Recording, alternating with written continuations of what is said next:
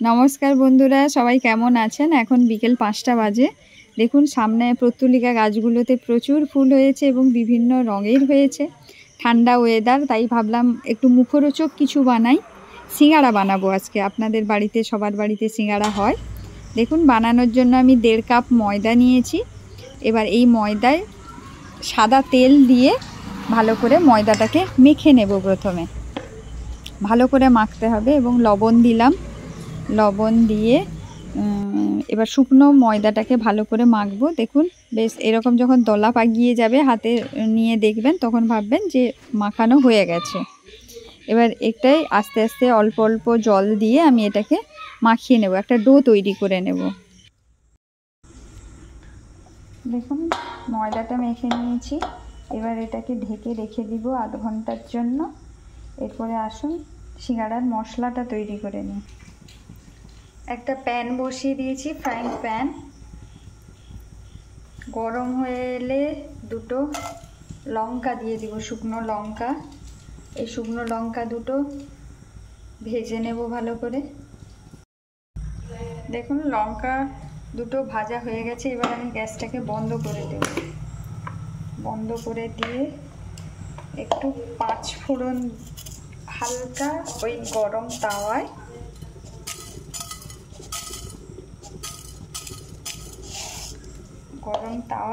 পাঁচ ফোড়ন একটু গরম করে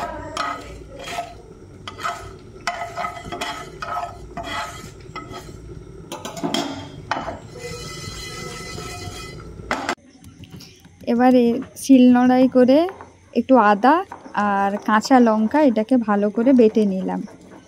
বেটে নেওয়ার পরে একটা তাওয়ায় একটু তেলটা গরম হয়ে গেলে আমি একটু বাদাম ভেজে নিব। একটু গরম হয়ে গ্যাসটা জ্বলছে, একটু গরম হোক। গরম হওয়ার পরে এটা ভাজবো। বাদাম দিয়ে দিলাম।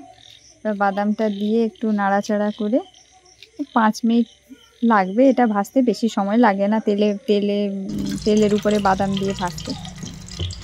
কড়াইতে দিয়ে দিলাম তেল।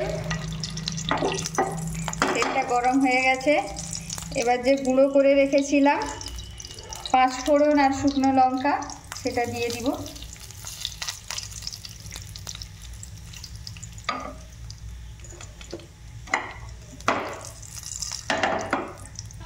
এটা একটু ভাজা ভাজা হয়ে গেলে আলু এবং গাজর দুটোই সেদ্ধ করে রেখেছিলাম ছোট ছোট করে কেটে, সেটা দিলাম। সেটা দিয়ে একটু নাড়াচাড়া করব, কারণ একটু হালকা ভাজা ভাজা হয়ে এলে এবার দিয়ে দেব যে মশলাগুলো আগে থেকে রেডি করে রেখেছিলাম। বাদাম ভেজে রেখেছিলাম তেলে আগে, আপনাদের দেখিয়েছি সেটা। তারপরে দিলাম নারকেল, ছোট ছোট করে কেটে নিয়েছিলাম, সেই নারকেল দিয়ে দিব। তারপরে এরপরে দিলাম জিরে গুঁড়ো, তারপরে দেব ধনে গুঁড়ো। এবার এগুলো দিয়ে ভালো করে নাড়াতে হবে। তারপর হলুদ দিলাম। হলুদ দিয়ে নুন পরিমাণ মতো নুন দেবেন, কারণ আমি নুন দিয়েই গাজর আর আলুটা সেদ্ধ করে রেখেছিলাম, হাফ সেদ্ধ করে রেখেছিলাম। তারপর দিয়ে দিলাম একটু মিষ্টি। আপনারা চাইলে দিতে পারেন, না চাইলেও না দিতে পারেন। দিয়ে আমি জল দিয়ে এটাকে ঢাকা দিয়ে রেখে দেব কিছুক্ষণ। আর একটু ভালো করে মশলার সাথে ভালো করে মিশে যাক। এই যে দেখুন জলটা শুকিয়ে গেছে। এবার এটাকে আর একটু নেড়ে ভালো করে ঝরঝরা করে নামিয়ে নিয়েছি। এবার চলে এলাম সিঙ্গাড়া তৈরি করতে। দেখুন যে এটা বানিয়ে রেখেছিলাম, ডোটা ছোট ছোট করে কেটে এইভাবে লম্বাটে করে তাকে বেলতে হবে। দিয়ে তারপরে একটা ছুরির সাহায্যে আপনারা হাফ করে কেটে নেবেন। তারপরে বাটিতে একটা জল নেবেন, জলটা লাগিয়ে দেবেন সাইডে করে, তাহলে ওটা ভালো করে আঠার মতো একদম চিটিয়ে যাবে। দেখুন আমি যেভাবে বানাচ্ছি ওইভাবে বানাবেন। তারপরে এবার আলুর পুরটা ওর মধ্যে দিয়ে দিবেন। পুরটা দিয়ে দেওয়ার পর আবার সেই একইভাবেই জল দিয়ে ওর মুখটা বন্ধ করতে হবে। হাতে করে একটু জল নিয়ে লাগিয়ে নেবেন। লাগিয়ে নেওয়ার পর ঠিক একইভাবে এরকম করে আস্তে করে ধরে মুখটা বন্ধ করে দেবেন। দেখুন তৈরি হয়ে গেছে সিঙ্গাড়া। এইভাবে আমি বাকি সবগুলো করে নেব আস্তে আস্তে। তারপরে আসছি কীভাবে ভাজবেন সেটা দেখাবো। একটা কড়াই বসিয়ে দিয়েছি, লোহার একটা কড়াই বসিয়েছি। এবার কড়াইতে তেল দিয়ে দিয়েছি। দেখুন কি সুন্দর দেখতে হয়েছে সিঙ্গাড়াগুলো।